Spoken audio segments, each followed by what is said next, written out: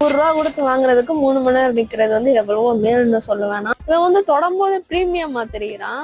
இந்த பையன் வந்து நம்ம லோக்கல் ஸ்டோர்ல எல்லாம் வாங்குவோம்ல, லோக்கல் ஃபேன்சி ஸ்டோர்ல எல்லாம் வாங்குவோம்ல, அந்த மாதிரிதான் இருக்கு அந்த பையன். இந்த லிப்ஸ்டிக் போட்டு நான் வந்து வெளியே போயிருந்தேன். இது வந்து நான் டிரான்ஸ்பர் அப்படின்னு சொல்றாங்க. டிரான்ஸ்பர் ஐயோ இதுவே அதிகம் தாங்க.